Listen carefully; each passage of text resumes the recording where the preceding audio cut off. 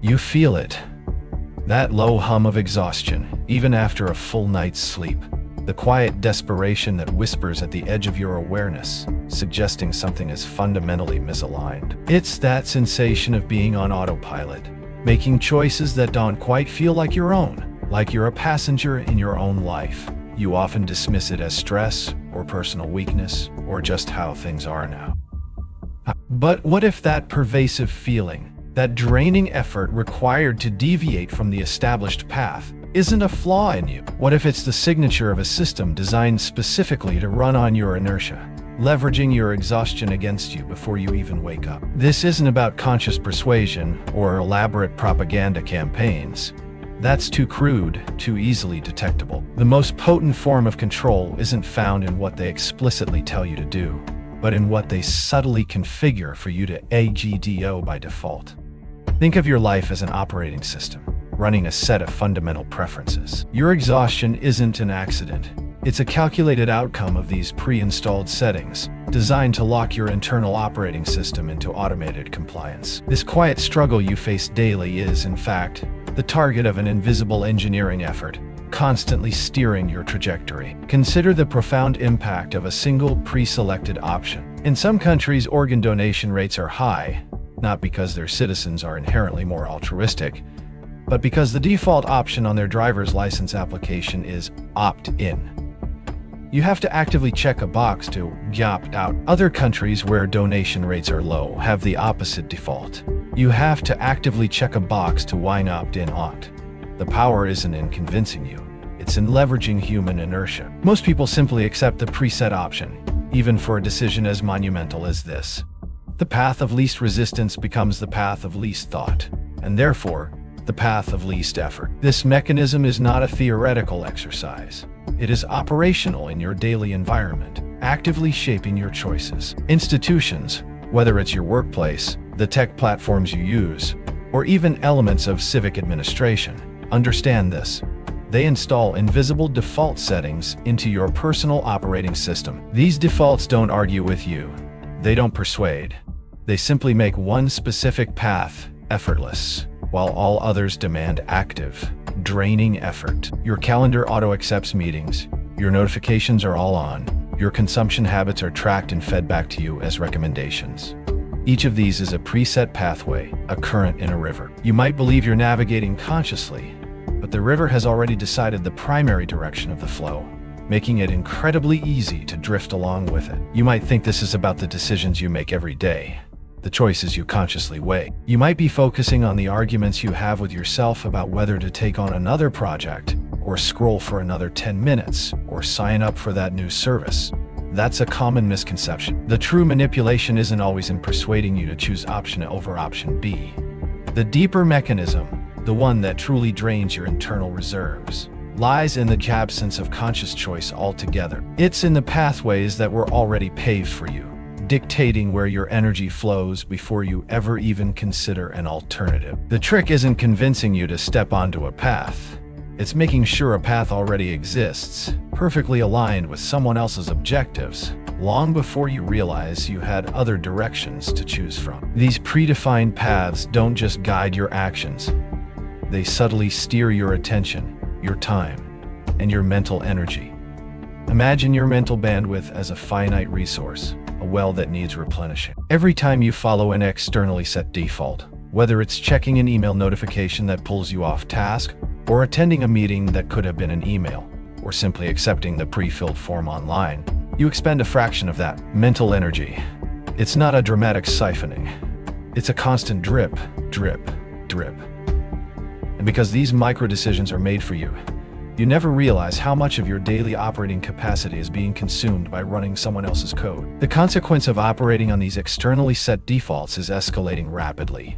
In an exponentially shifting world, clinging to an outdated, externally programmed operating system means your personal system is falling behind daily. The gap widens between those who navigate their lives deliberately, who consciously select their parameters, and those who are merely routed by invisible forces. The exhaustion you feel isn't just about overwork. It's the friction of your inner intent grinding against external programming. Your energy is being spent maintaining someone else's architecture, instead of building your own. This isn't a passive drift. It's an active divergence from your potential, amplified by every passing week. The countermeasure isn't some abstract self-help exercise. It is a deliberate, tactical audit, a conscious disengagement from the pre-programmed pathways. This means identifying every default currently running your life, from the moment your alarm rings, to how your time is allocated at work, to what content you consume, to how you react to interruptions. It demands a forensic examination of your daily environment, a critical review of every convenience that has been installed without your explicit consent. This isn't about changing individual behaviors yet. It's about exposing the invisible levers that manipulate those behaviors. It is about understanding the code, not just reacting to the output. This tactical audit isn't a choice for someday. It's a critical upgrade for now. Because the quiet desperation you carry, the pervasive exhaustion, will not simply dissipate on its own. It will deepen. The world is not waiting for you to realize you are a passenger. It is accelerating, and the system is designed to keep you in that seat. Your task is to seize the control panel, to identify every external setting, and then actively choose and install your own sovereign settings. The question isn't whether you're being driven, but who is holding the wheel. And more importantly, how long will you let them? This is the first step in re-encoding your existence. The system is not just accelerating, it's drowning you.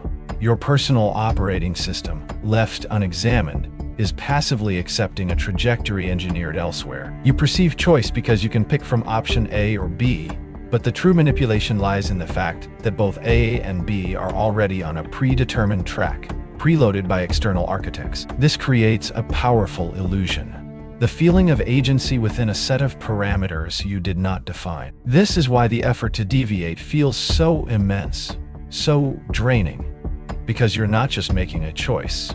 You're fighting the very current the system was designed to create. This isn't about conscious persuasion. It's about pre-configuration. The most impactful decisions governing your time, your energy, and your attention were often made for you before you ever considered them. Your default notification settings, your work communication protocols, even the sequence of tasks presented in your daily workflow, these are not neutral.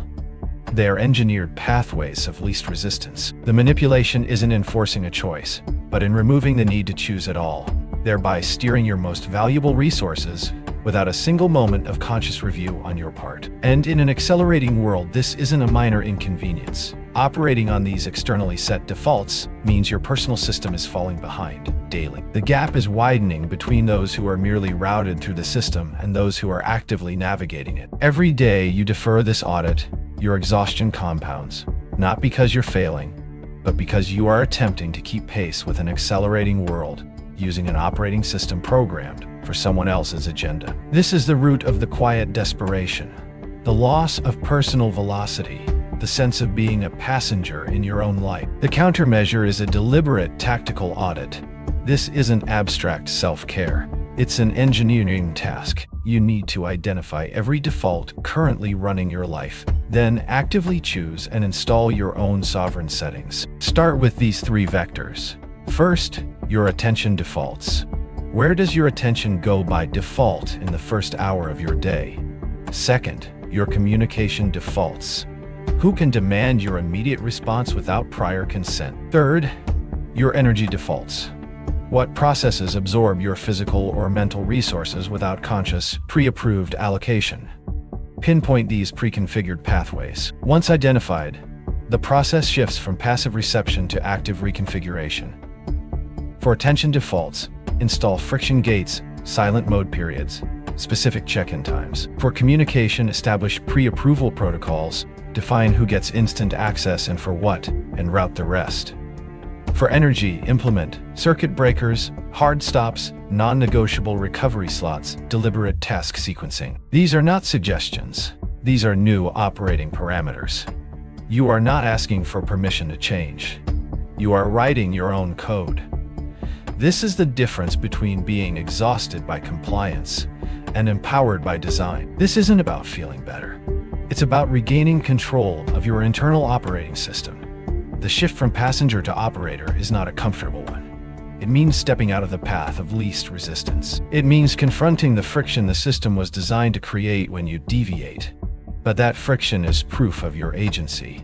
It's the feedback that tells you you are no longer passively routed. You are now directing your own velocity, your own trajectory, and your own destination. The quiet desperation, the pervasive exhaustion you carry, will not dissipate simply by hoping.